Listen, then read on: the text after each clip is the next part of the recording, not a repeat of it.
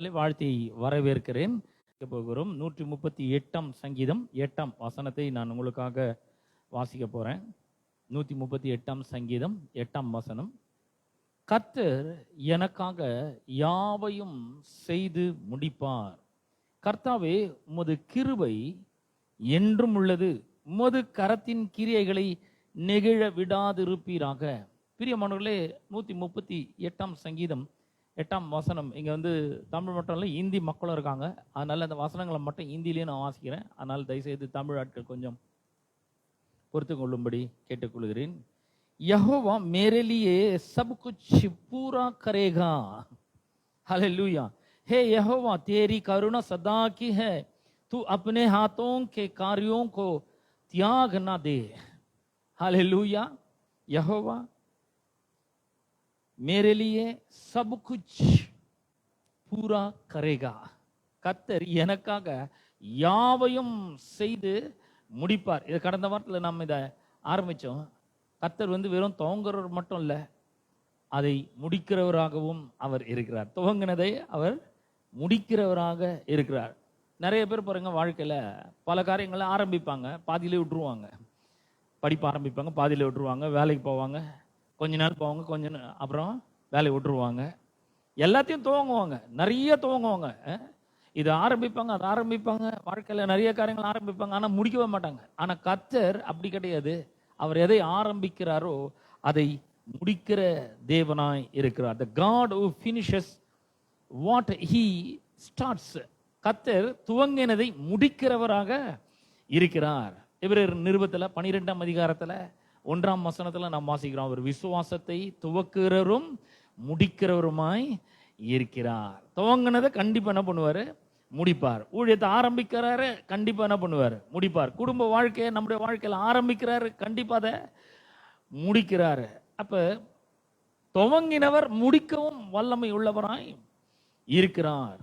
அப்ப நம்முடைய வாழ்க்கையில முற்று பெறாத காரியங்களை நாம் பார்க்கும் பொழுது அது கர்த்தர் அவருடைய நோக்கத்தை விட்டுட்டாரு, கர்த்தர் அவருடைய நோக்கத்தை நிறைவேற்றாமல் விட்டுவிட்டார் என்று அர்த்தம் கிடையாது. நம்முடைய வாழ்க்கையில துவங்கினதை ஒவ்வொன்றையும் அவர் முடிக்கிறவராய் இருக்கிறார். கடந்த வாரத்தில் நம்ம பார்த்தோம், என்ன பார்த்தோம்னா, இப்போ அதுக்கு ஒரு உதாரணத்தை பார்த்தோம். ஒரு ஆர்டிஸ்ட் இருக்கிறாரு. அந்த ஆர்டிஸ்ட் ஒரு படத்தை வரைய ஆரம்பிக்கிறாரு. அப்படி ஆரம்பிக்கும்பொழுது அவர் என்ன பண்ணுறாருன்னா, ஒரு சின்ன சின்ன கோடுகளை போடுறாரு, ரெண்டு வட்டங்களை போடுறாரு, அங்கே இங்கேயும் கொஞ்சம் கிறுக்கிறாரு, சில கலர் அடிக்கிறாரு. அப்படி அடிக்கும்பொழுது நம்ம அந்த ஆர்டிஸ்ட்டை பார்த்து கேட்குறோம், என்னங்க நல்லாவே இல்லை, அசிங்கமாக இருக்குது அப்படின்னு நம்ம கேட்குறோம். அப்படி கேட்கும்பொழுது அந்த ஆர்டிஸ்ட் என்ன சொல்லுவோம், கொஞ்சம் பொறுமையாக இருங்க, நான் முடிக்கிறேன், இருங்க, வரைஞ்சி முடித்த பிறகு சொல்லுங்க அப்படின்னு. ஸோ நம்முடைய வாழ்க்கையில் கூட கர்த்தர் அநேக காரியங்களை ஆரம்பித்திருக்கிறாரு. ஆரம்பித்தவர் நிச்சயமாக என்ன பண்ணுவார்?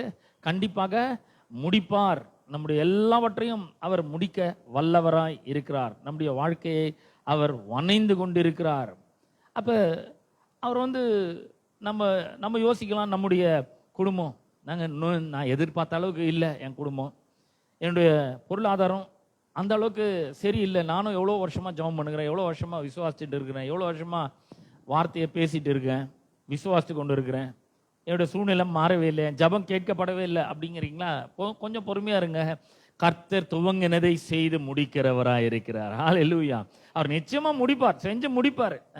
அவர் சொல்றாரு, வெயிட், ஐம் ஸ்டில் ஒர்க்கிங். நான் இன்னும் வேலை செய்து கொண்டிருக்கிறேன். இயேசு சொல்றாரு பாருங்க, யோவான் 14 அதிகாரத்தில், என் பிதா ஆதி முதல் கிரியை செய்து கொண்டு இருக்கிறார். ஆமென். நானும் கிரியை செய்து வருகிறேன். எப்பொழுதுமே இயேசுவும் பிதாவும் வேலை செய்து கொண்டு இருக்கிறவர்களாக இருக்கிறார்கள். ஹல்லேலூயா.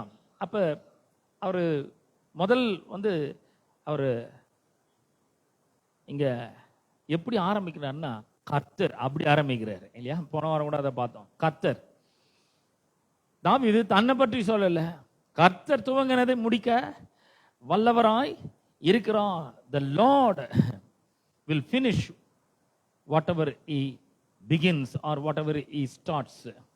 அப்ப தாவீது சொல்ல, என்னுடைய ஆற்றல், என்னுடைய வலிமை, என்னுடைய போர் தந்திரம், என் கூட இருக்கிற மெய்காப்பாளர்கள், அப்படி சொல்லல.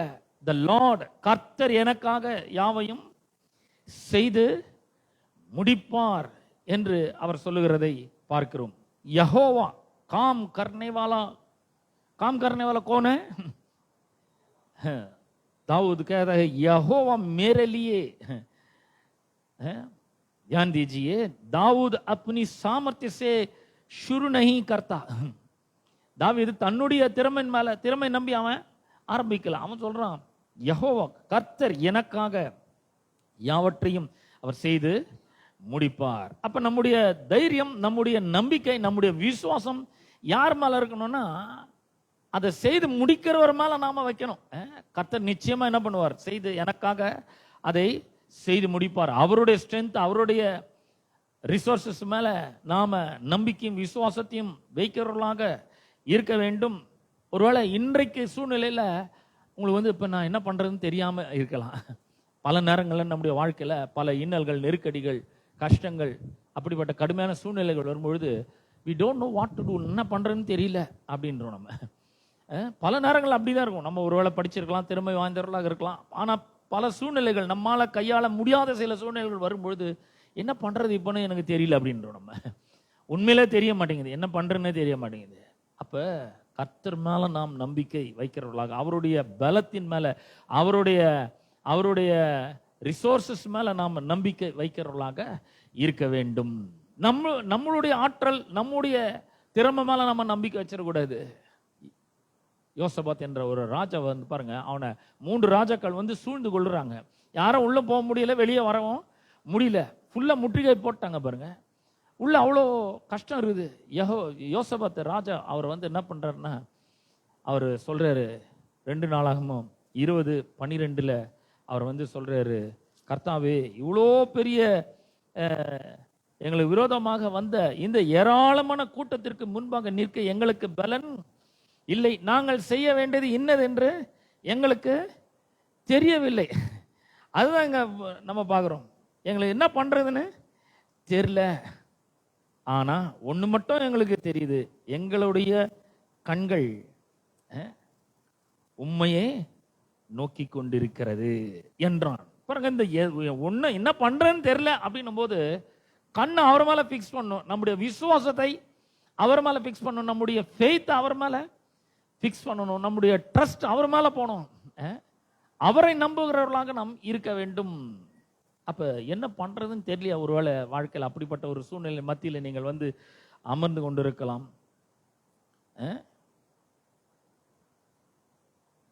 அந்த மாதிரி நேரத்தில் நம்ம என்ன பண்ணணும்னு பைபிள் சொல்லுது. 20:12 2 நாளாகமத்துல, எங்களுடைய கண்கள் உம்மை நோக்கி கொண்டு இருக்கிறது. என்ற கண்கள் உம்மை நோக்கி கொண்டு 20 दूसरा इतिहास 20:12 हे हमारे परमेश्वर, क्या तू उनका न्याय ना करेगा?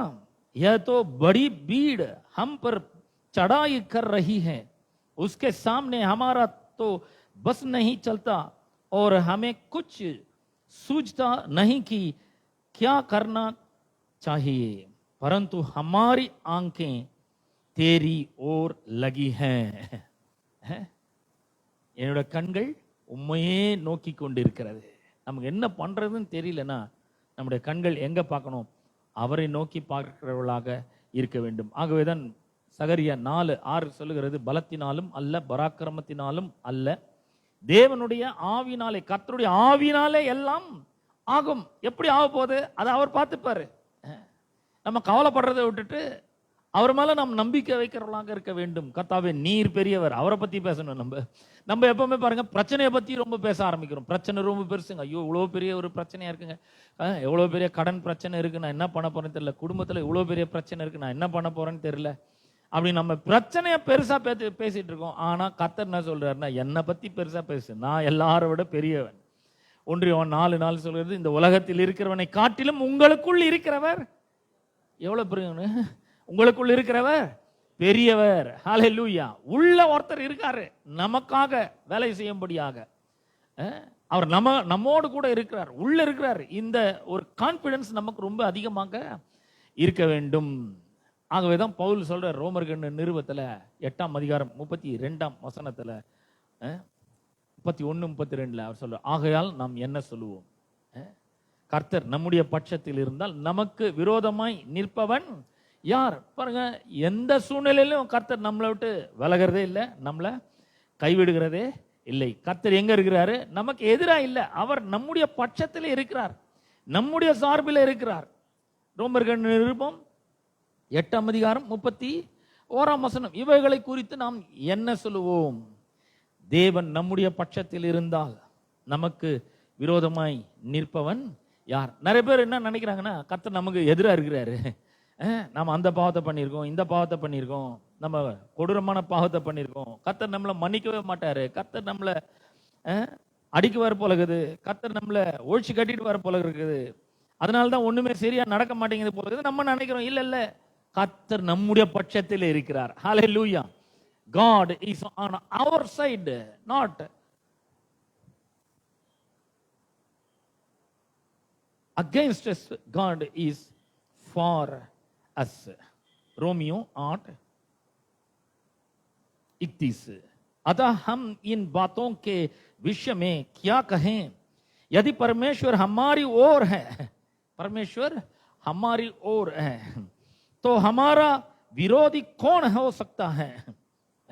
எவ்வளவு அழகா கேட்கிறார். கர்த்தர் நம்முடைய பட்சத்தில் நமக்கு விரோதமாய் நிற்கிறவன் யாரும் நிற்க முடியாதுங்க. எந்த சூழ்நிலையும் நமக்கு எதிராக நிற்கவே முடியாது. ஏன்? கர்த்தர் நம்முடைய பட்சத்திலே இருக்கிறார். என்னங்க அவ்வளோ உறுதியா எப்படி சொல்ல முடியும்? ஏங்க, நமக்காக அவர் இந்த பூமியில மனிதனாக இறங்கி வந்து அவரை பாடுபட்டு தம்முடைய விலையேற பெற்ற ரத்தத்தை சிந்தி ஜீவனை கொடுத்து மரித்து அடக்கம் பண்ணப்பட்டு 3ஆம் நாள் உயிரோடு கூட எழுந்து பரமேறி பிதாவினுடைய வலது பரிசத்தில் விட்டு இருக்கிறாருங்க. நமக்காக தான் அதை செய்திருக்கிறார். அவருக்கு அது தேவையா? ஒன்றும் தேவை கிடையாது. நமக்காக அதை செய்திருக்கிறார். நமக்காக ஒரு பாவ பரிகாரத்தை செய்திருக்கிறார். நம்முடைய வாழ்க்கையிலிருந்து பாவத்தை முற்றிலுமாக அகற்றி இருக்கிறார். மரணம் என்கிற சம்பளத்தை நம்முடைய வாழ்க்கையில கொண்டு வருகிற பாவத்தை கழுவி சுத்தமாக்கி இருக்கிறார். அப்புறம் அவர் சொல்றாரு, இனி நான் உன் பாவத்தை நினைக்கவே மாட்டேன், உன்னோட அக்கிரமத்தை நான் நினைக்கவே மாட்டேன், அதை கிருபையா நான் மன்னிக்கிறேன் அப்படிங்கிறார். அவர் நம் பட்சத்தில் இருக்கிறார்ன்றதுக்கு சாட்சி அதுதான் பாருங்க. அவர் சொல்றாரு, உன்னுடைய அக்கிரமத்தை நான் கிருபையா மன்னித்து அவருடைய பாவங்களை இனி நான் என்ன பண்ண மாட்டேன், நினையாமல் இருப்பேன். எபிரேயர் நிருபம் 8ஆம் அதிகாரத்துல 12ஆம் வசனத்துல அவர் ரொம்ப பிரமாதமா சொல்லியிருக்கிறார். 12ஆம் வசனத்தை உங்களுக்காக நான் வாசிக்கிறேன்.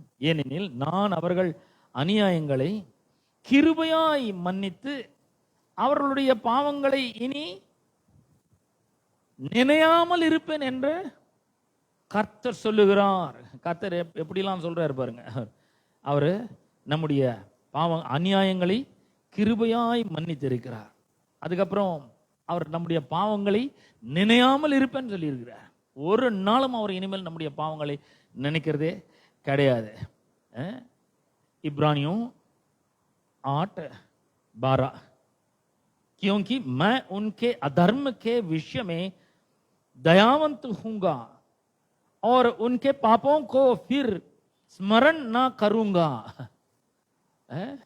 அவர் இனிமேல் அவர் நினைக்கவே மாட்டேன்னு சொல்லிட்டாரு. அப்ப பிசாசனுடைய வேலை என்னன்னா, எப்பெல்லாம் நமக்கு வந்து சோர்வுகள் வருகிறதோ அப்பொழுதெல்லாம் நீ பாவி, நீ ஏதோ ஒன்று பண்ணியிருக்க, கர்த்தருக்கு பிரியமில்லாத எத்தையோ ஒன்று பண்ணியிருக்க, அதனால தான் உன் வாழ்க்கையில் இப்படி நடக்குது, அதனால தான் இந்த வியாதி, அதனால தான் இந்த பொருளாதார குறைவு, அதனால தான் கடன் பிரச்சனை, அதனால தான் இந்த கடுமையான ஒரு சூழ்நிலை உண்ட வாழ்க்கையில் வருதுன்னு சொல்லி பிசாசு எப்படியாவது நம்ம அந்த பாவத்தை நினைக்க வைக்கிறான். கர்த்தர் சொல்ற, நான் நினைக்க மாட்டேன், அவைகளெல்லாம் என்ன பண்ணிட்டேன், கிருபையாய் நான் மன்னித்து விட்டேன், என்னுடைய கிருபை உனக்கு காண்பிச்சுக்கிறேன், அதை மன்னிச்சிட்டேன், இனிமேல் நீ பாவி கிடையாது, நீ பரிசுத்தவான், தேவனுடைய பிள்ளை, நீ நீதிமான இருக்கிறாய், அதெல்லாம் மன்னிச்சுட்டேன், அதெல்லாம் ஒன்றும் இல்லாமல் பண்ணிட்டேன், நீ நினச்சிட்டு இருக்காது அப்படிங்கிறாரு. ஆமென். எத்தனை பேர் சொல்றீங்க? கர்த்தர் எல்லாவற்றையும் கிருபையாய் மன்னித்து இருக்கிறார். அப்போ நம்முடைய வாழ்க்கையில் ஏதாவது ஒன்று நடக்கும்பொழுது பிசாசு இதை ஞாபகப்படுத்தும் போது நமக்கு இந்த வசனங்கள்லாம் ஞாபகம். அவர் கிருபையா மன்னிச்சு இருக்கிறாருங்க, அவர் இனிமேல் நினைக்க மாட்டேன்னு சொல்லிக்கிறார். அவர் நினைக்க மாட்டேன்னு சொன்னா நானும் அதை நினைக்க மாட்டேன். என்ன பண்ணியிருந்தாலும் சரி அவர் கிருபையா மன்னிச்சிருக்கார். அவருடைய ரத்தத்தினால கழுவ முடியாத பாவம் எதுவுமே கிடையவே கிடையாது. அப்படிப்பட்ட ஒரு ஸ்டேட்டஸை நமக்கு அவர் தந்திருக்கிறார். என்ன மாதிரி ஒரு ஸ்டேட்டஸ் பாருங்க. உதாரணத்துக்கு யோசேப்பு எடுத்துங்க. யோசேப்போட வாழ்க்கையில கர்த்தர் ஒரு தரிசனத்தை கொடுக்கிறார். என்ன கொடுக்கிறார்னா, உன்னுடைய தாயின் சகோதரர்லாம் உன்னை வந்து என்ன பண்ணுவாங்க, வணங்குவார்கள். உன்னுடைய பெற்றோர் கூட உன்னை வந்து வணங்குவார்கள். ஒரு பெரிய தரிசனத்தை கொடுக்கிறார். தரிசனத்தை கொடுத்த உடனே அவனுக்கு என்ன நடக்குது? டோட்டலா எல்லாமே ஆப்போசிட்டா நடக்குது. நல்லா கவனிச்சுட்டே வாங்க. அவனுக்கு கொடுத்த தரிசனத்துக்கு எதிராக எல்லாமே நடக்க ஆரம்பிக்கிறது. எதுவுமே சரியா போல. நம்முடைய வாழ்க்கையில கூட கர்த்தர் பெரிய பெரிய நோக்கங்களை, திட்டங்களை வச்சிருக்கிறார். ஆமா வச்சிருக்கிறார், நிச்சயமா வச்சிருக்கிறார். நம்ம கெட்டு போனோன்றதுக்காக அவர் வந்து உயிரை கொடுத்துக்கிறார் இல்லங்க. நாம நல்லா இருக்கணும்ன்றதுக்காக தான் அவர் வந்து உயிரை கொடுத்துக்கிறாரு. நம்ம நல்லா இருக்கணும், கண்டிப்பா நல்லா இருக்கணும். நல்லா இருக்கிறது ரொம்ப சுலபம்.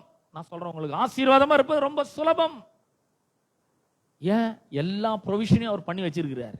நம்ம ஆசீர்வாதமா இருக்கிறதுக்கு, நல்லா இருக்கிறதுக்கு வேண்டிய எல்லாவற்றையும் அவர் செய்து முடித்திருக்கிறார். அதனால தான் கல்வாரி சிலுவையில தொங்கும் பொழுது அவர் சொல்றார், இட் இஸ் ஃபினிஷ்ட், எல்லாம் முடிந்தது அப்படிங்கிறாரு. எல்லாத்தையும் முடிச்சிட்டாரு. நமக்கு எதிராக இருந்த எல்லாவற்றையும் தோற்கடித்து இருக்கிறார். ஒண்ணு இல்லாம பண்ணி இருக்கிறாரு. யோசேப்புக்கு தரிசனத்தை கொடுத்தாரு பாருங்க. தரிசனத்தை கொடுத்த உடனே எல்லாமே அதுக்கு எதிராக நடக்க ஆரம்பிக்குது. கொஞ்ச நாள் கழிச்சு பார்த்தீங்கன்னா எல்லாம் சந்தோஷப்படுவாங்க நினைச்சான். ஆனா அவங்க சகோதரர்களே அவனை தூக்கி குழியில போட்டாங்க. எப்படியாவது இவன் தரிசனம் எப்படி நிறைவேறுதுன்னு பாக்குறேன் நான். கடவுள் தரிசனத்தை கொடுத்துக்கிறாரு. நாங்கெல்லாம் வந்து இவனை வணங்கணும் மாமே. இவன் எவ்வளவு சின்ன பையன், முந்த நேற்று வேஞ்ச மழையில நேற்று முளைச்ச காலம், இவனுக்கு வந்து நான் வந்து வணங்கணுமா அப்படின்னு சொல்லி சகோதரர்லாம் எதிராக புறப்பட்டு வருகிறார்கள். அவனை தூக்கி குழியில, தண்ணீர் இல்லாத வெறும் குழியில போடுறாங்க. எங்கேயாவது நடக்குமா இந்த மாதிரி? நமக்கு ஒருவேளை வெறுங்குழியில போடாம இருக்கலாம், ஆனா பல்வேறு காரியங்கள் நடந்திருக்கலாம் நமக்கு. நான் சொல்றேன், யார் என்ன பண்ணாலும் சரி, கர்த்தர் அந்த தரிசனத்தை நோக்கி நம்மை நடத்தி செல்லுகிறவராய் இருக்கிறார். எல்லாத்திலும் நமக்கு வெற்றி தான். உடனே யோசிப்பு அங்க உட்காந்து, கர்த்தாவே நான் என்ன பாவம் பண்ணணும் அப்படின்லாம் ஒன்றும் பண்ணல. அந்த மாதிரி ஏதாவது ஜெபம் பண்ணாம, இவன் பண்றதுக்கு முன்னாடியே கர்த்தர் அவனோட கூட வந்தார். குழியில கர்த்தர் அவனோட கூட இந்த எகிப்துக்கு போனானா, எகிப்துக்கும் கர்த்தர் போறார். அடிமையா விற்கப்பட்ட இடத்துல கர்த்தர் அங்கே போறார். யோசேப்பு எகிப்திலே அடிமையாக விற்கப்பட்டான். 39ஆம் அதிகாரத்துல அவனை பத்தி நாம பார்க்கும் பொழுது பாருங்க, 39ஆம் அதிகாரத்துல 1ஆம் வசனத்திலிருந்து வாசிக்கிறேன். ஆதியாகமம் 39:1 முதல் வாசிக்க போறேன் நான்.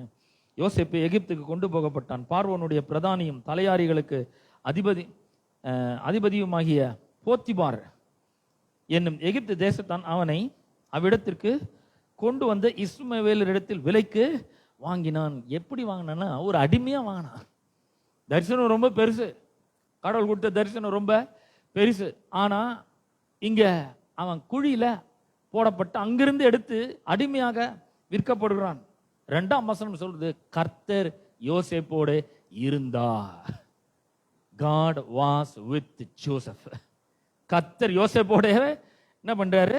இருக்கிறார். 39:2 says, यूसुफ अपने मिस्री स्वामी के घर में रहता था और यहोवा उसके संग था. Hallelujah. God was with Joseph. பாருங்க, பழைய உடன்படிக்கையின் கீழே வாழ்ந்த அந்த யோசேப்பு கூடவே கர்த்தர் இருக்கிறாரு. அதுவும் எங்க? எகிப்துல அடிமையா இருந்தப்போ இருக்கிறாரு அப்படின்னு சொன்னா, இன்னைக்கு புதிய உடன்படிக்கையின் கீழே வாழ்ந்து கொண்டு இருக்கிற நம்மோடு கூட கர்த்தர் இருப்பது ரொம்ப ரொம்ப அதிக நிச்சயமுங்க. அவர் உங்களோட கூட தான் இருக்கிறார். பல சூழ்நிலைகள் கடுமையா இருக்கும் பொழுது, நெருக்கடிகள் அதிகமாகும் பொழுது நம்ம என்ன நினைச்சுக்கிறோம்? நம்ம தனியா இருக்கிறோம். கர்த்தர் நம்மள கை விட்டாருங்க. இனிமேல் என்ன நடக்க போகுது? இனிமேல் ஒண்ணுமே நடக்க போகுது இல்ல. வாழ்க்கையே போச்சு, பொருளாதாரமே போச்சு, எதிர்காலமே போச்சு அப்படின்னு நம்ம ஒரு நிலைமை, அப்படி ஒரு எண்ணம் நமக்கு வர ஆரம்பிக்குது பாருங்க. இல்ல இல்ல, யோசேப்போட கர்த்தர் அங்க போறாருங்க. யோசேப்பு எங்க இருக்கணும்? கர்த்தர் அங்கே போறாரு. கர்த்தர் எங்க இருந்தாரு? யோசேப்போட இருந்தார். 2ஆம் வசனம் சொல்கிறது, அந்த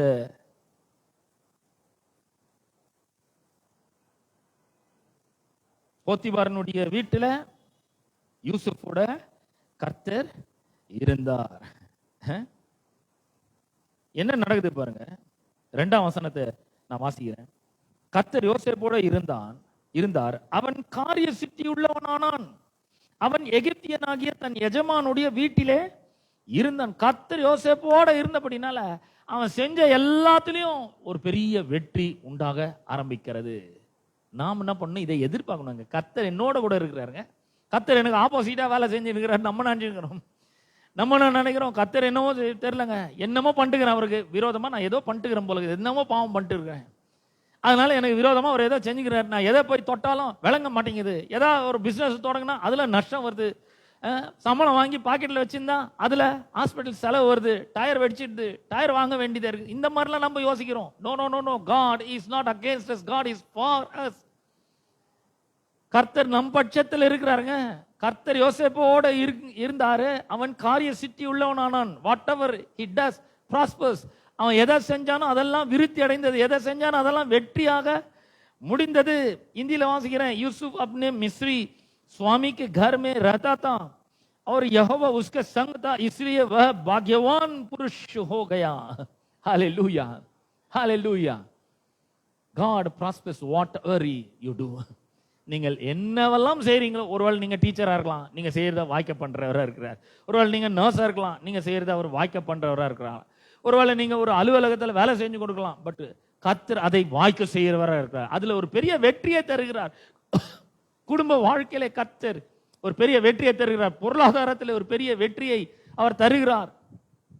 எல்லாத்திலும் ஒரு பெரிய வெற்றியை தர்றார். ஏன்னா கர்த்தர் நம்மளோட கூட இருக்கிறார். ஹல்லேலூயா. அவர் சொல்ற, நான் உன்னை விட்டு விலகவே மாட்டேன், உன்னை என்ன பண்ண மாட்டேன், கைவிடவே மாட்டேன் என்று அவர் சொல்லி இருக்கிறார். எங்க சொல்லுகிறாரு? யோசுவா புஸ்தகத்துல 1ஆம் அதிகாரத்துல 5ஆம் வசனத்திலிருந்து நம்ம வாசிக்கும் பொழுது அவரு சொல்றாரு, பலம் கொண்டு திடம் மனதா இரு. நான் மோசையோடு இருந்தது போல உன்னோடு கூட இருப்பேன். நீ உயிரோடு இருக்கும் நாளெல்லாம் ஒருவனும் உனக்கு முன்பாக எதிர்த்து நிற்பதில்லை. நான் உன்னை விட்டு விலகுவதும் இல்லை, உன்னை கைவிடுவதும் இல்லை என்று அவர் சொல்லுகிறார். யோசுவா 1ஆம் அதிகாரம் 5ஆம் வசனத்திலிருந்து 8ஆம் வசனம் வரைக்கும் வாசிக்கும் பொழுது ரொம்ப அற்புதமா கர்த்தர் சொல்றாரு. மறுபடியும் 9ஆம் வசனத்தில் திரும்ப சொல்றாரு, நான் பலம் கொண்டு திட மனதை என்று நான் உனக்கு கட்டளையிடவில்லையா, கலங்காதே திகையாத அப்படிங்கிற. நம்ம என்ன பண்றோம், அவர் எதெல்லாம் செய்யாதன்னு சொல்றாரு அதெல்லாம் செஞ்சுட்டு இருக்கிறோம். நிலையாமல் இருப்பேன்னு அவர் சொன்னார், நான் நினைப்பேன் அப்படின்றோம். பலம் கொண்டு திட மனதா இருந்தா பயந்து நடுங்கிட்டு இருக்கிறோம். நம்ம கலங்காதே திகையாதன கலங்கி திகச்சு கொண்டு இருக்கிறோம். இல்லைங்க, கர்த்தர் சொல்லிக்கிறாரு, அதை தான் நம்ம செய்கிறவர்களாக இருக்க வேண்டும். அப்ப அவர் சொல்றாரு, நீ பலம் கொண்டு திட மனதா இரு, திகையாதே கலங்காதே அப்படிங்கிறாரு. அப்ப ஏன் அப்படி சொல்றாரு? ஏன்னா நானே உங்க கூட இருக்கிறேன்பா, என்னால செய்ய முடியாத அதிசயமான காரியம் ஒண்ணுமே கிடையாது, நான் எல்லாத்தையுமே என்னால செய்ய முடியும், ஆனால் நீ பயப்படாத அப்படிங்கிறார். நான் தான் உங்க கூட இருக்கிறேன், ஏன் பயப்படுற அப்படிங்கிறாரு. நம்ம என்ன பண்றோம், பயந்து நடுங்கி கொண்டு இருக்கிறோம். 1:5 வாசிக்கிறேன், யோசுவா 1:5 வாசிக்கிறேன். நீ உயிரோடு இருக்கும் நாளெல்லாம் ஒருவனும் உனக்கு முன்பாக ஏத்து நிற்பதில்லை, நான் மோசையோடு இருந்தது போல உன்னோடும் இருப்பேன், நான் உன்னை விட்டு விலகுவதும் இல்லை, உன்னை கைவிடுவதும் இல்லை. இந்தியில வாசிக்கிறேன், 1:5 यहोशू 1:5 तेरे जीवन भर कोई तेरे सामने ठहर ना सकेगा. இது ஒரு பெரிய விஷயம் தானே. உயிரோடு இருக்கிற நாளெல்லாம் ஒரு ஆள் கூட ஏற்று நிற்க முடியாது. ஒரு ஆள் கூட ஏற்று நிற்க முடியாதுன்னா மனுஷனை சொல்ல அவர். நமக்கு எதிராக பிசாசு கொண்டு வருகிற வியாதி, பாவ உணர்வு, அப்புறம் பொருளாதார பிரச்சனைகள், வாழ்க்கையில் ஏற்படுகிற மிகப்பெரிய சவால்கள், குடும்ப பிரச்சனைகள், நம்முடைய சமாதானத்தை சந்தோஷத்தையும் கெடுக்கக்கூடிய பலவிதமான காரியங்கள், இது எல்லாவற்றையும் எதுவுமே எது நம்மள நிக்க முடியாது. ஏன்னா நான் உங்க கூட இருக்கிறேன்றார். நீ உயிரோடு இருக்கும் நாளளவும் சொல்றாரு, तेरे जीवन भर कोई तेरे सामने ठहर नहीं सकेगा, जैसे मैं मूसा के संग रहा वैसे ही तेरे संग भी रहूंगा, और ना तो मैं मुझे धोखा दूंगा और ना तुझको छोड़ूंगा. அவர் சொல்ல, உன்னை விட்டு விலகவே மாட்டேன், நான் பயப்படவே விடாது, நான் உங்க கூட இருக்கிறேன். இந்த காலை வேளையில நான் சொல்றேன், கர்த்தர் உங்களோட கூட இருக்கிறார். எதுக்காக?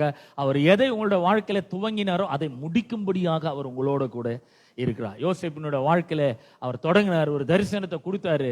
17 வயசுல அவர் தரிசனத்தை கொடுத்தாரு. துவங்கினவர் கூடவே இருக்கிறாருங்க.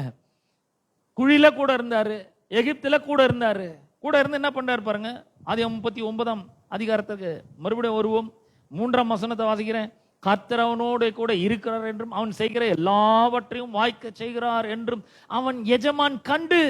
பாத்தீங்கன்னா என்ன மாதிரி அவங்க பாஸ் பாக்குறாருங்க. நிறைய நேரங்களில் நாம வேலை செய்யறோம், பாஸ் பார்க்கவே மாட்டேங்கிறாரு. வேலை செய்யாதவன்லாம் நல்ல பாராட்டு வாங்கி போயிடுவான், நல்ல பதவி உயர்வு வாங்கி போயிடுவான். வேலை செய்யாதவன் ஓபி அடிக்கிறவன்லாம் என்ன பண்ணுவான், நல்ல இன்க்ரிமெண்ட் வாங்கி போயிடுவான். நம்ம செய்யறது யாருமே பார்க்கலன்னு நினைச்சிட்டு இருக்கிறோம். ஆனா கர்த்தர் பாக்குற, எஜமான் பார்க்கும்படி செய்யறாரு. பாருங்க 3ஆம் வசனம் சொல்லுது, கர்த்தர் அவனோடு இருக்கிறார் என்றும் அவன் செய்கிற யாவையும் கர்த்தர் வாய்க்க பண்ணுகிறார் என்றும் அவன் எஜமான் கண்டு யோசேப்பின் இடத்தில் தயவு வைத்துன்னா ரொம்ப பிடிச்சிட்டு யோசேப்ப அந்த போத்திபாருக்கு அவனை தனக்கு ஊழியக்காரனும் தன் வீட்டுக்கு விசாரணை காரணமாக்கி தனக்கு உண்டான யாவற்றையும் அவன் கையில் ஒப்பு கொடுத்தான். என்ன பண்றான், இன்சார்ஜ் ஆகிட்டான் பேசாம. இவன்கிட்ட கொடுத்தா எல்லாமே நல்லா உருப்படி ஆகுது, இவன்கிட்ட கொடுத்தாக்கா எல்லாம் நல்லா வருது, எல்லாம் நல்லா போகுது. ஆடெல்லாம் 3 குட்டி போடுது, 1 குட்டி போட்டதெல்லாம் 3 குட்டி போடுது. மாடெல்லாம் பாதுகாப்பா இருக்குது, ஒட்டவெல்லாம் கரெக்டா இருக்குது, எல்லாமே கரெக்டா இருக்குது. எதுவும் செனை அழிய மாட்டேங்குது. எல்லாம் அதாவது கரெக்டா குட்டி போடுது, அந்தந்த சீசன்ல கரெக்டா பெருக ஆரம்பிக்கிறது. கொஞ்சம் இருக்குது, ஆனா திடீர்னு பாத்தீங்கன்னா ரொம்ப பெருக ஆரம்பிக்கிறது. இவன் ரொம்ப நல்லா பண்றான் அப்படின்னு சொல்லிட்டு என்ன பண்ண, எல்லாவற்றையும் அவன் கையிலே ஒப்பு விடுகிறான். நான் சொல்றேன், உங்களோட கூட கர்த்தர் இருக்கும்பொழுது இதெல்லாம் நடக்குங்க. உங்களுடைய வாழ்க்கையில, உங்களுடைய வேலையிலே, உங்களுடைய நீங்கள் செய்யற பணியிலே கர்த்தர் எல்லா பொறுப்புகளையும் உங்களிடத்துல கொண்டு ஒப்பு வைப்பார். ஏன்னா நீங்க நல்ல அதை செய்றீங்க. கர்த்தர் உங்களோட கூட இருந்து அதை வாய்க்க செய்கிறவராய் இருக்கிறார். கடைசியில பாத்தீங்கன்னா 39ஆம் அதிகாரத்துல செய்யாத தப்புக்கு யோசேப்பை கொண்டு போய் என்ன பண்ணிட்டாங்க, சிறைச்சாலையில போட்டு விட்டார்கள். சிறைச்சாலைக்கு போயிட்டான். சிறைச்சாலைக்கு போனா கர்த்தர் விட்டாரா? நீ என்னப்பா, நீ தேவையில்லாத வேலைலாம் பண்ற, நீ ஏதோ நல்ல இந்த தரிசனத்தை நிறைவேற்றி நல்ல முடிப்பேன்னு பார்த்தேன், ஆனா நீ என்னென்னமோ பண்றியே, நான் இனிமேல் உங்க கூட வர மாதிரி இல்லை அப்படின்னு நான் சொன்னார். இல்ல 39ஆம் அதிகாரம் 20ஆம் வசனத்தை வாசிக்கிறேன், 20-21 வசனத்தை வாசிக்கிறேன். யோசேப்பின் எஜமான் அவனை பிடித்து ராஜாவின் கட்டளையால் காவலில் வைக்கப்பட்டவர்கள் இருக்கும் சிறைச்சாலையிலே அவனை ஒப்புவித்தான். அந்த சிறைச்சாலையிலே அவன் இருந்தான். யாரு? யோசேப்பு இருந்தான். கர்த்தர் எங்க இருந்தாரு? 21ஆம் வசனம், கர்த்தரோ யோசேப்போடு இருந்து அவன் மேல் கிருபை வைத்து. பாருங்க, கர்த்தர் யோசேப்போடவே இருக்கிறார். எங்க இருந்து? அவன் வீட்டில் இருக்கும்போது இருந்தாரு, குழியில போட்டப்பையும் இருந்தாரு, அப்புறம் எகிப்துக்கு வரும்பொழுதும் கர்த்தர் யோசேப்போடு இருந்தாரு, சிறைச்சாலையிலே போன்ட்டாருங்க. கர்த்தர் யோசேப்போடு இருந்து அவன் மேல கிருபை வைத்து, சிறைச்சாலை தலைவனுடைய தயவு அவனுக்கு கிடைக்கும்படி செய்தார். The grace of God and the favor of men. கர்த்தருடைய கிருபையும் மனுஷருடைய தயவும் அவனுக்கு பெருகும்படி செய்கிறார். பாருங்க, நம்முடைய வாழ்க்கையில் கூட கர்த்தர் அப்படி செய்ய வல்லமை உள்ளவராய் இருக்கிறார். இந்தியில படிக்கிற 39 जेनेसिस 39 20 and 21. और यूसुफ के स्वामी ने उसको पकड़कर बंदी गृह में जहां राजा के कैदी बंद थे डलवा दिया, अतः वह उस बंदी गृह में रहा। पर यहोवा यूसुफ के संग रहा और उस पर करुणा की और बंदी गृह के दारोगा के अनुग्रह की दृष्टि उस पर हुई. சிறைச்சாலை தலைவனுடைய தயவு அவனுக்கு கிடைக்கும்படி செய்கிறார்.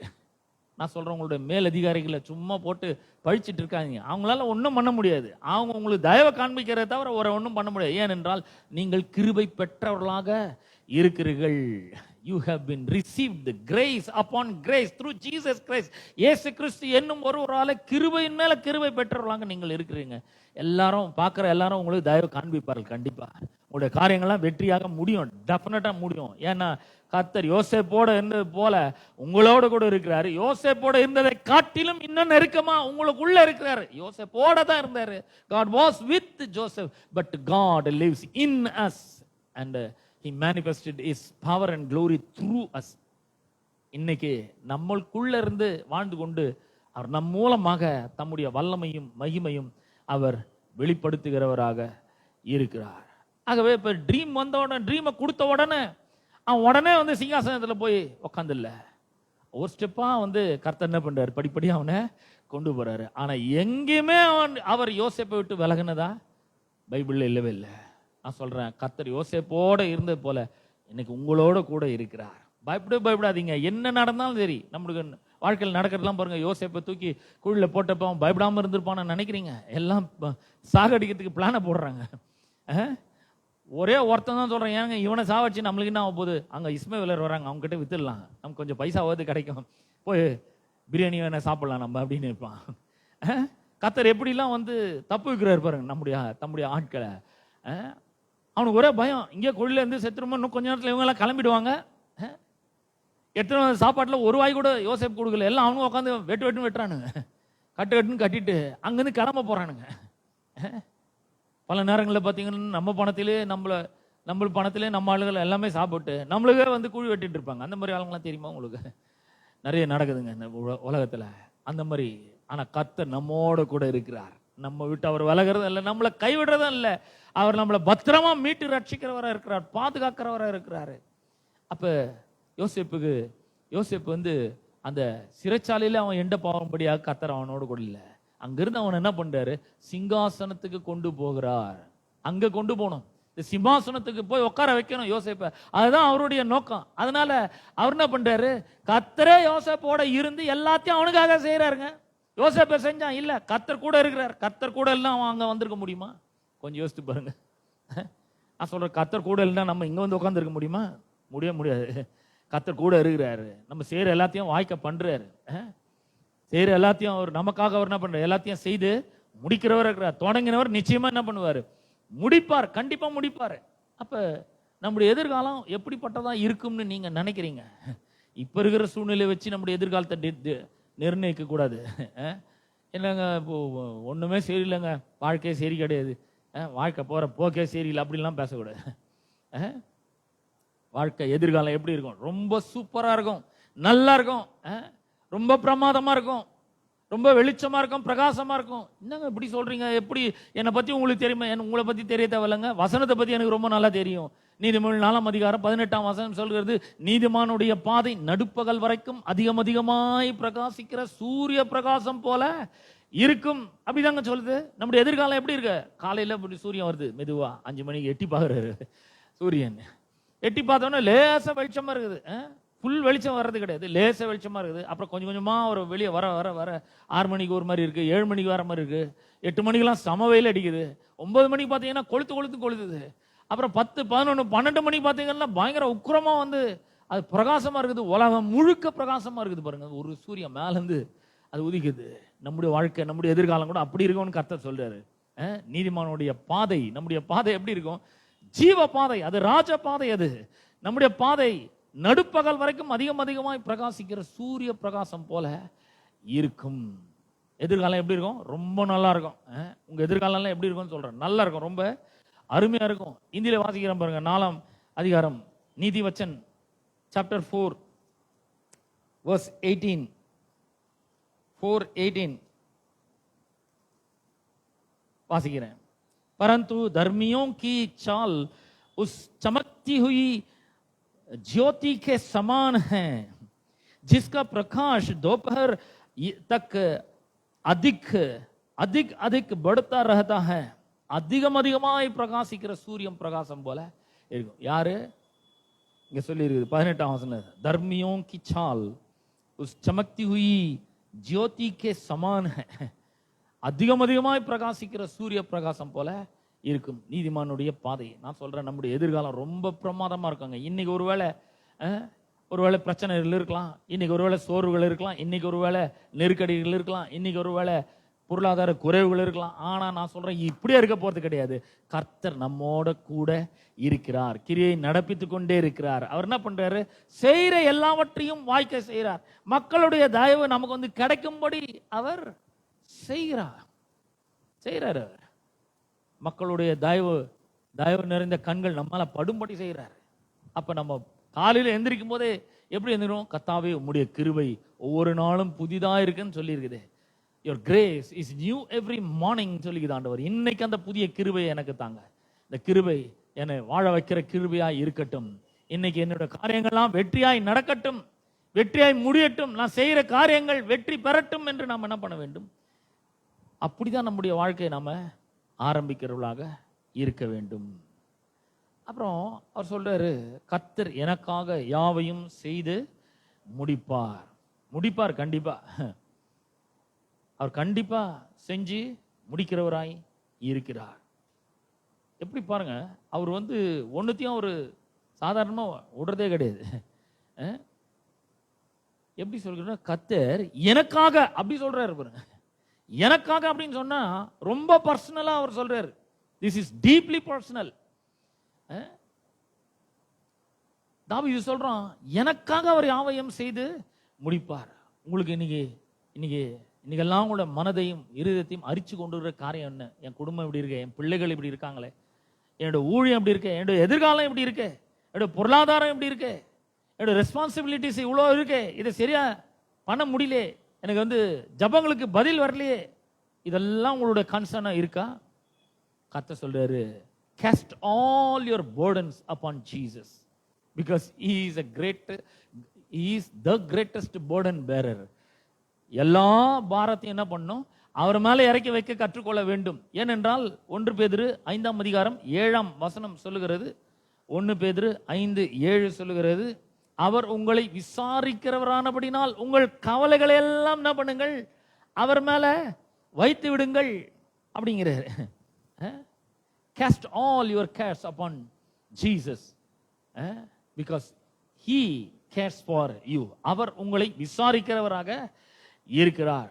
அப்ப இந்த கனெக்ஷன் பாருங்க, நமக்கு நிறைய கன்சர்ன் இருக்கு. கர்த்தர் எனக்காக யாவையும் செய்து முடிப்பார். தாவீது கூட பாருங்க, அவர் வந்து சின்ன வயசா இருக்கும் பொழுதே அவருக்கு வந்து சாமுவேல் வந்து தைல கொம்பை உடைச்சி அவர் தலையின் மேல ஊத்தி ராஜாவா அபிஷேகம் பண்றார். ராஜாவா அபிஷேகம் பண்ண உடனே அடுத்த நாளே சிங்காசனத்தில் உட்காந்துட்டார். இல்லைங்க, சவுல் துரத்துறாங்க பயங்கரமா. ஐயோ ஏன் கேட்குறீங்க, பயங்கரமா துரத்துறாங்க. சவுல் துரத்துறான், எப்படியாவது இவனை கொல்லணும். ஊர் ஊரா தெரியுறான், போய் குகையா போய் உழைறான். ஆனாலும் அவன் சவுல் விடவே இல்லை. ஒரு ஆளை பிடிக்கிறதுக்கு சேனையெல்லாம் அனுப்புறான். எல்லா இடத்துல இருந்தும் கர்த்தர் அவனை காப்பாற்றுறாரு. ஏன்னா அவனை ராஜாவா அபிஷேகம் பண்ணிட்டாரு. அவரு அந்த சிம்மாசனத்துல கொண்டு வந்து அவனை உட்கார வைக்கணும் கண்டிப்பா. அதுக்கு இடையில என்ன வந்தாலும் சரி, கர்த்தர் அந்த தாவீதோட கூட இருந்து எல்லாவற்றையும் செய்து முடிக்கிறவராய் இருக்கிறார். அப்ப உங்களுக்கு ஒரு கன்சர்ன் இருக்குன்னா, God cares for that. ஆகவே நம்முடைய கன்சர்ன் எல்லாம் என்ன பண்ணணும்? அவர் மேல வச்சிடணும். அவர் மேல நாம வைக்க கற்றுக்கொள்ள வேண்டும். 1 பேதுரு 5ஆம் அதிகாரம் 7ஆம் வசனத்தை நான் இந்தியில வாசிக்க போறேன். पहला पत्रस 5:7 अपनी सारी चिंता उसी पर डाल दो,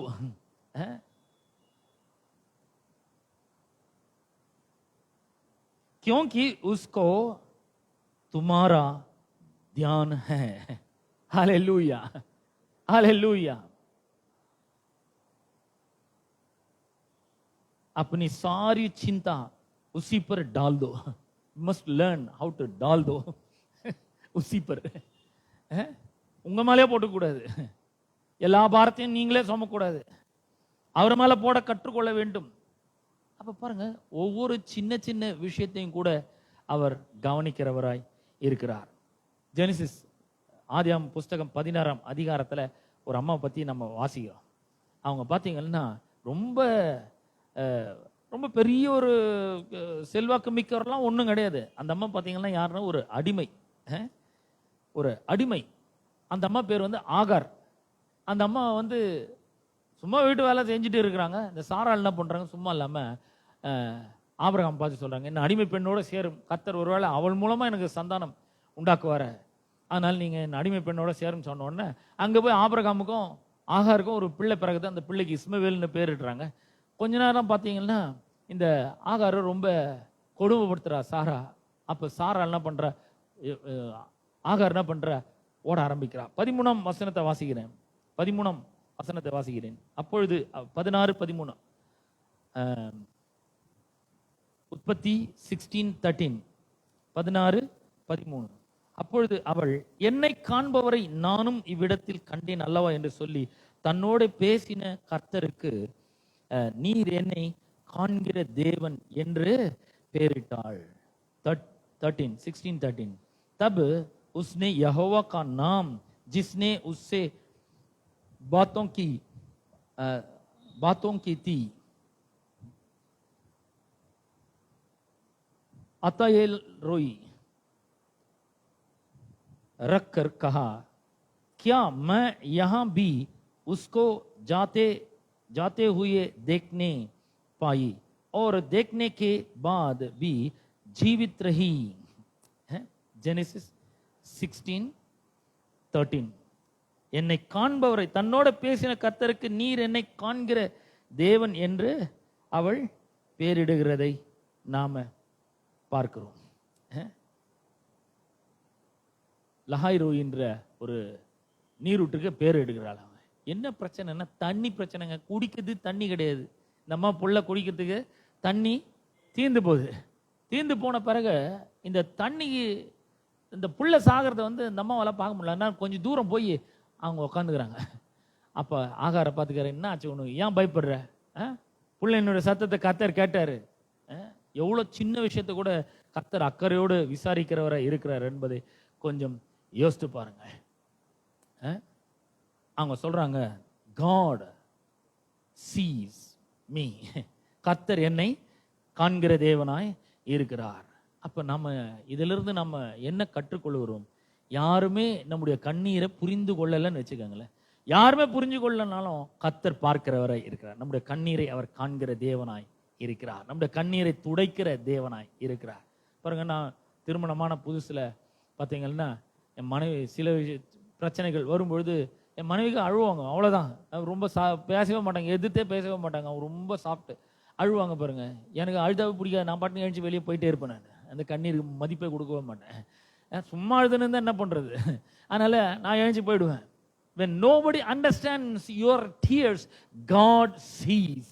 ஒரு ஆள் கூட உங்களுடைய கண்ணீரை மதிக்கவே இல்லை, புரிந்து கொள்ளவே இல்லைன்னா கூட கர்த்தர் உங்களுடைய கண்ணீரை காண்கிற தேவனாய் இருக்கிறார். When nobody knows your sacrifice. பாருங்க, நிறைய ஒரு குடும்ப வாழ்க்கையில் பார்த்தீங்களா, கணவனும் சரி மனைவியும் சரி நிறைய சாக்ரிஃபைசஸ் பண்ணி தான் ஆகணும். பண்ணாம வாழ்க்கை, குடும்ப வாழ்க்கை கிடையவே கிடையாது. When nobody knows your sacrifice, God sees. கர்த்தர் பார்க்கிறாரு. அன்னாளுடைய கண்ணீரை கர்த்தர் கண்டாரா இல்லையா? கண்டாருங்க, நிச்சயமா கண்டு பதில் கொடுத்தாரு. அவர் சும்மா அக்கறையே இல்லாத தேவன் அல்ல. ஹேனானுடைய கண்ணீரை கண்டு அந்த ஹேனாக்கு பிள்ளையை கொடுத்த தேவன். நான் சொல்றேன், உங்களுடைய கண்ணீரை அவர் காண்கிற தேவனாய் இருக்கிறார். When nobody appreciate your service, உங்களுடைய ஊழியத்தை, உங்களுடைய வேலையை நீங்க குடும்பத்துக்காகவும் கணவனுக்காகவும் மனைவிக்காகவும் பிள்ளைகளுக்காகவும் செய்கிற அந்த கிரியைகளை யாருமே அப்ரிஷியேட் பண்ணலனாலும் கர்த்தர் பார்க்கிறவராக இருக்கிறார். God sees. When nobody knows your prayer, God sees. You are never invisible to God. ஒரு நாளும் நீங்கள் கர்த்தர் பார்வையிலிருந்து மறைஞ்சு போறதே கிடையாது. இல்லைங்க, ஒரு அழுததே எனக்கு தெரியவே தெரியாது அப்படின்லாம் அவர் சொன்னதே கிடையாது. அவர் கண்ணீரை காண்கிற தேவனா இருக்கிறார். பதிலை தருகிற தேவனா, ஜபங்களுக்கு பதிலை தருகிற தேவனா இருக்கிறார். உங்களை அவர் அப்ரிஷியேட் பண்ற தேவனா இருக்கிறார். ஏன்? அவர் உங்களை ரொம்ப அதிகமாய் நேசிக்கிறார். உங்களுக்காக அவர் யாவற்றையும் செய்து முடிக்கிற தேவனா இருக்கிறார். ஆகருக்கு இன்னங்க ரொம்ப பெரிய பிரச்சனை எல்லாம் உனக்கு சும்மா தண்ணி இல்லை, அவ்வளவுதாங்க பிரச்சனை. ஒரு வாய் தண்ணி இல்லை, அவ்வளவுதான். ஆனா அதை கொடுக்கறதுக்கு கர்த்தர் தூதனே அனுப்புனாருங்க. ஒரு துறவையே, ஒரு பெரிய ஒரு ஊற்றையே கர்த்தர் கண்ணில் காண்பிக்கிறாரு. அவங்களுக்கு வேண்டியது சும்மா அப்ப சர்வை பண்றது கொஞ்சம் தண்ணி, ஆனா கர்த்தர் ஊற்றையே காண்பிக்கிறார். நான் சொல்றேன், உங்களுடைய தேவைக்கு தக்கபடி அல்ல, அதை காட்டிலும் அதிகமாக நாம் நினைக்கிறதற்கும் வேண்டிக் கொள்வதற்கும் கற்பனை பண்ணி பார்ப்பதற்கும் மிகவும் அதிகமாக கர்த்தர் நமக்கு செய்ய வல்லவராக இருக்கிறார். அதனால ஒரு நாளும் புலம்பிட்டே இருக்காதீங்க, எனக்கு என்னங்க பண்ணிட்டார் கர்த்தர்.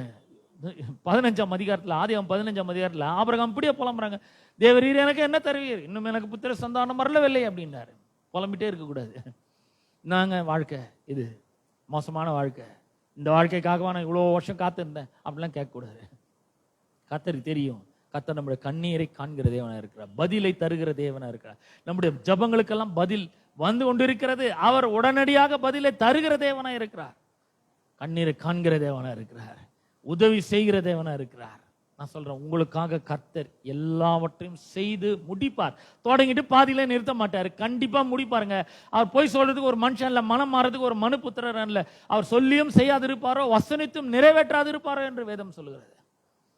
நான் சொல்றேன், கண்டிப்பா அவர் உங்களுடைய வாழ்க்கையிலே நற்கிரியை தொடங்கினவர். பிலிப்பு பிலிப்பியர் நிருபத்தில் நாம் வாசிக்கிறோம் 1ஆம் அதிகாரம் தமிழ் 5, இங்கிலீஷ்ல 6 வருது. உங்களில் நற்கிரியை தொடங்கினவர் அதை கிறிஸ்துவின் நாள் வரைந்தும் முடிய நடத்துவார் என்று அறிந்திருக்கிறோம். அது வரைக்கும் நடத்துவார், கண்டிப்பா நடத்துவார். Definitely he will fulfill all the dreams and the visions of your life.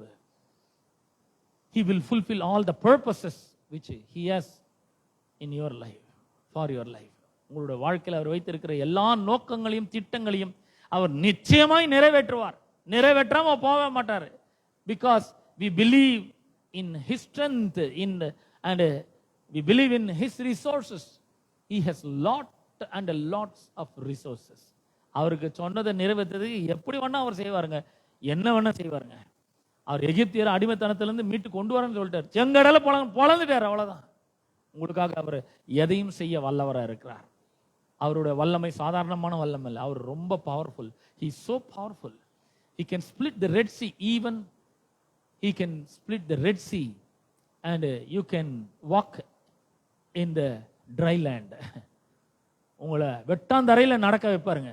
அவர் அப்படிப்பட்ட ஒரு தேவன். 40 ஆண்டு காலம் அவர்களுக்கு வானத்திலிருந்து மன்னாவை பொழிந்தார், காடையை கொடுத்தார், இறைச்சி வேணும்னு கேட்டு கண்மலையிலிருந்து தண்ணீரை கொடுத்தார். எல்லாமே அற்புதங்க. நான் சொல்றேன், உங்களோட வாழ்க்கையில கூட அற்புதம் நடக்கும், டெஃபினட்டா நடக்கும். வனாந்திரமா இருக்கிற உங்களோட வாழ்க்கையில ஒரு பெரிய ஒரு பாலைவனமா இருக்கிற உங்களோட வாழ்க்கையில சோலைவனத்தை கர்த்தர் உண்டு பண்ணுவார். நிச்சயமா கர்த்தர் உங்களோட வாழ்க்கையை ஆசீர்வதிப்பார், அலங்கரிப்பார், எல்லா நன்மைகள்னாலும் நிரப்புவார். ஏன்னா அவர் செய்து முடிக்க போறாரு, நான் கிடையாது. பாஸ்டர் செய்து முடிக்க போறாரு இல்ல, அவர் செய்து முடிப்பார். அவர் தான் தொடங்கி இருக்கிறாரு, அவர் செஞ்சு முடிப்பார். இந்த கடனை அடைப்பார் கண்டிப்பா, வியாதியை சுகமாக்குவார் கண்டிப்பா, குடும்பத்தை தூக்கி நிறுத்துவார், குடும்பத்தை கட்டி எழுப்புவார்.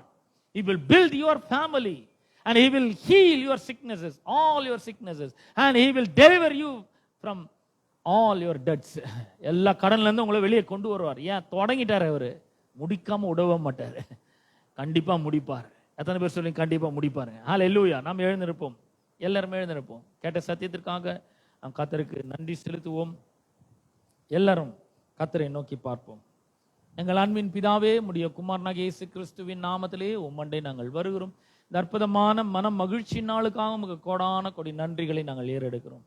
தேவாதி தேவன், கர்த்தாதி கர்த்தர், நீர் நல்லவர், நன்மைகளை மாத்திரம் செய்கிற தேவனாய் இருக்கிறீர். ஆண்டவரே, இன்றைக்கும் கூட ஆண்டவரே நாங்கள் கேட்ட சத்தியத்திற்காக உமக்கு நன்றி செலுத்துறோம். கர்த்தர் எனக்காக யாவையும் செய்து முடிப்பார். பர்சனல் ஆண்டவர், நீர் எங்களுக்காக எல்லாவற்றையும் செய்கிற தேவனாய் இருக்கிறீர்.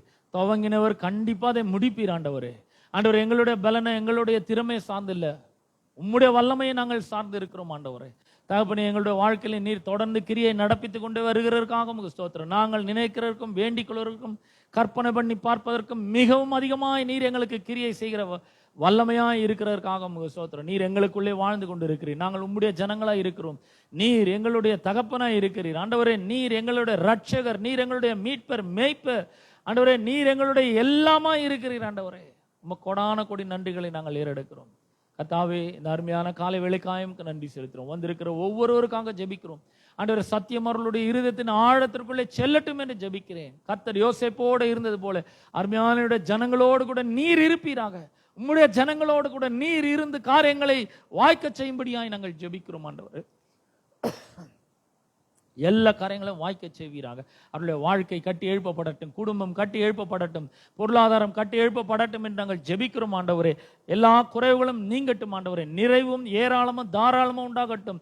வியாதியோடு வந்திருக்கிற ஒவ்வொருவருக்காக ஜெபிக்கிறேன். வியாதிகள் நீங்கி சுகம் உண்டாகட்டும், ஆரோக்கியம் உண்டாகட்டும் என்று ஜெபிக்கிறேன் ஆண்டவரே. தோல்வியின் மனப்பான்மையோடு வந்திருக்கிற ஒவ்வொருவருக்காக ஜெபிக்கிறேன். தோல்வி நீங்கி வெற்றி உண்டாகட்டும் என்று ஜெபிக்கிறேன் ஆண்டவர்.